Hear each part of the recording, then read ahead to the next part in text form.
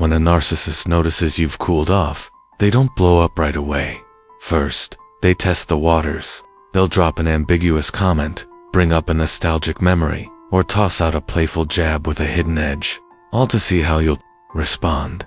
It's like they're silently asking, "Do I still have any power over you?" If you react even a little, they know they still have influence.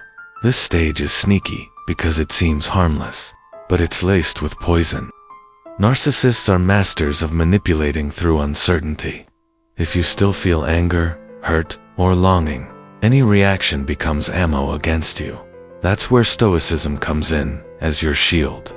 Stay focused on what's in your control, not the emotional games they're trying to restart. Silence here isn't passive, it's a choice. One of the most powerful ones.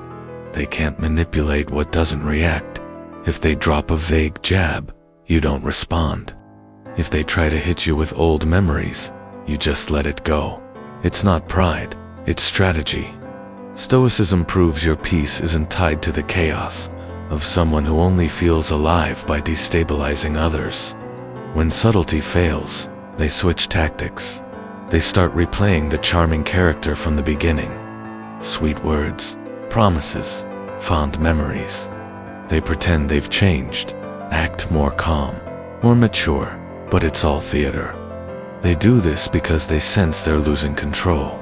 It's not love, it's manipulation dressed up with romance. This cycle is dangerous because it taps into your emotional memory. Your brain, conditioned by that initial love bombing, wants to believe it could finally be different. Even knowing everything, doubt creeps back in. That's why stoicism needs to be your foundation. People who truly change don't have to announce it. Real change shows over time, through consistency.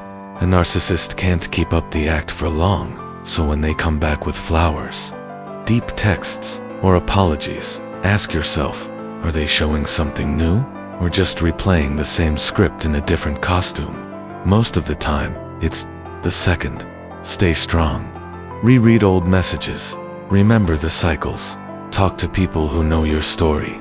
That's what keeps you from falling again. When seduction fails, they try a new route, making you feel ashamed, but always indirectly.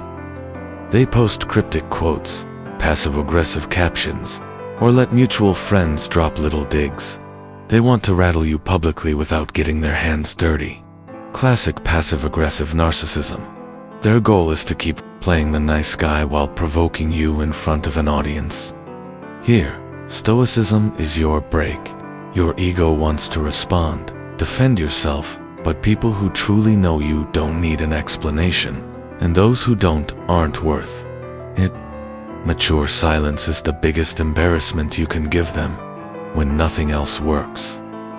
The narcissist moves to their most predictable act, pretending they're better than ever. Suddenly they're on social media, smiling bigger, surrounded by people, doing things they never cared about before. Posting motivational quotes, showing off expensive places. It's all just a front. They can't stand the idea of looking weak, so they build this fake reality to try to convince you and themselves that they've won. But truly happy people don't have to prove it. All that show is just a desperate attempt to get your attention. The less you react, the more lost they feel. Asterisk if this starts to mess with your head, stop watching. It's not pride, it's self-preservation. Every click from you is an invitation for them to try to reopen the cycle. When all else fails, they pull out the cruelest move, trying to make it all your fault. Now you're the ungrateful one, the cold-hearted one, the monster. They say you changed. You left them without reason. Notice it's not real regret. It's an accusation disguised as pain. Stoicism reminds you, you're not responsible for the pain someone feels when they lose control over you. Narcissists love to paint your strength as cruelty. They want it to look like your courage to leave was a mistake.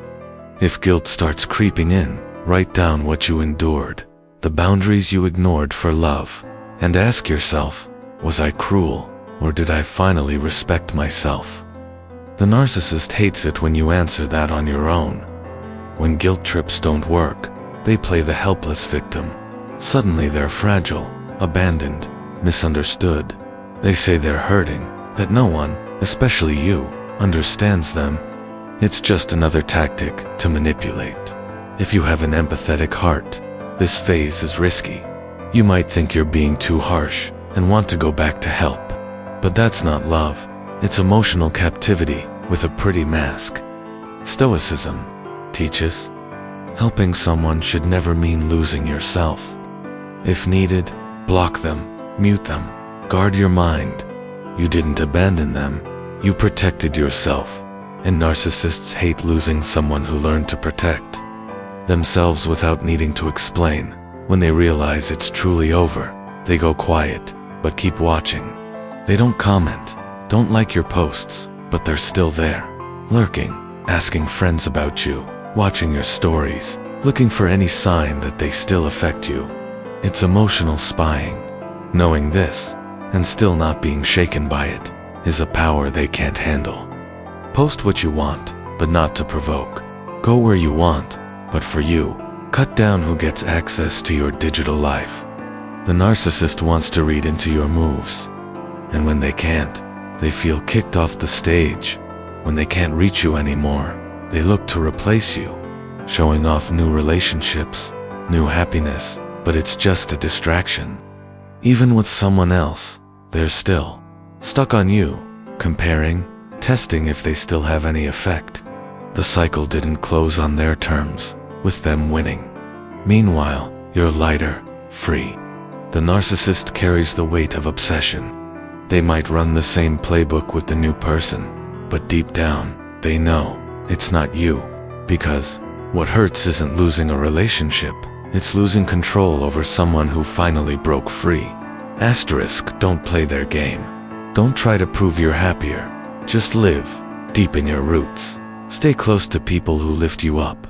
A narcissist can start over 1,000 times, but when they lose someone who learned to say, "Now I choose me," they never find real comfort again, because nothing is more threatening than someone who finally chose themselves. If you made it this far, drop a comment. I'm done playing the narcissist's game. That's your promise to honor your own story. And if this video helped you, subscribe and hit the bell. There's so much more here to keep building you up. Remember, what you went through doesn't define who you are. What you choose to do next does.